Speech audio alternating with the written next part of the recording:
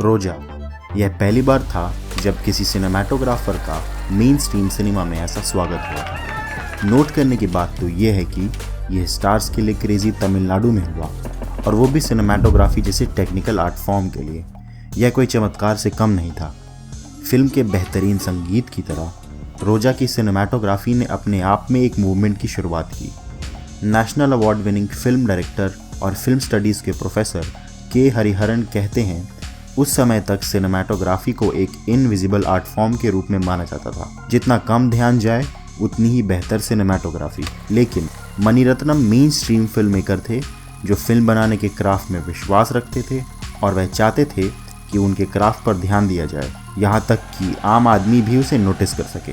उनके लिए केवल कहानी ही मायने नहीं रखती थी, बल्कि एस्थेटिक्स भी मायने रखते थे। जग्गा जासूस और बर्फी जैसी फिल्मों के सिनेमाटोग्राफर रवि वर्मन कहते हैं, रोजा अपने समय की सबसे अच्छी दिखने वाली भारतीय फिल्म थी। जिस तरह से इन खूबसूरत इमेजेस का उपयोग किया गया था, एक कैमरामैन के रूप में उससे मैं सबसे ज़्यादा प्रभावित हुआ।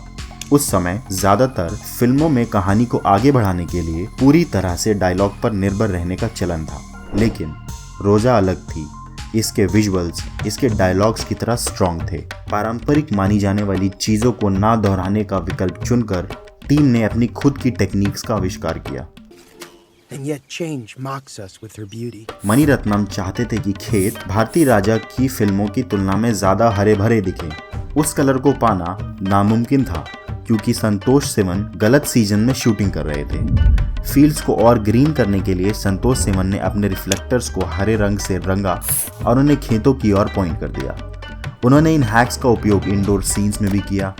उस समय film makers golden hour light को कैप्चर करने के लिए सनराइज और सनसेट का इंतजार करते थे, लेकिन सिवन ने मिरर्स को यूज करके सनलाइट को इंडोर्स रिफ्लेक्ट कर दिया। हालांकि अच्छे विजुअल्स का उपयोग रत्नम की पिछली फिल्मों में भी आम बात थी, लेकिन एक चीज थी जिसने रोजा को अलग किया था। यह फिल्म देश भर में फेमस थी। रवि वर्मन कहते हैं, रोजा ने नॉर्थ इंडिया में साउथ इंडियन फिल्म्स की धारणा बदल दी। एवरेज हिंदी फिल्म व्यूअर्स के लिए साउथ इंडियन फिल्में अडूर और अरविंदम जैसे पैरेलल सिनेमा के फिल्म मेकर्स का क्राफ्ट थी।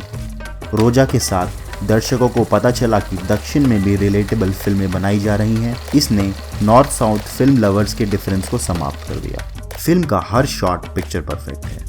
फिल्म 1992 में रिलीज हुई थी, जब हमारे बाजार मल्टीनेशनल कंपनीज और केबल टेलीविजन के लिए खुल गए थे।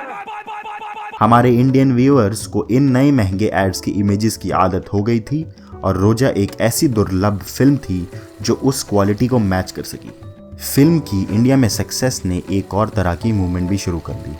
साउथ के कैमरामैन की मांग बढ़ गई और बॉलीवुड के ब्लॉकबस्टर में पीसी श्रीराम, केवी आनंद, रवि के चंद्रन, सी के मुरलीधरन, राजीव रवि जैसों का नाम जुड़ा।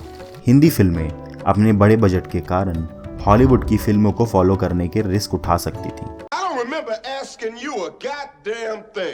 सिर्फ 60 दिनों में बनी हुई फिल्म रोजा आज उपलब्ध बजट और टेक्नोलॉजी के एक अंश में टाइमलेस इमेजेस बनाने में कामयाब रही।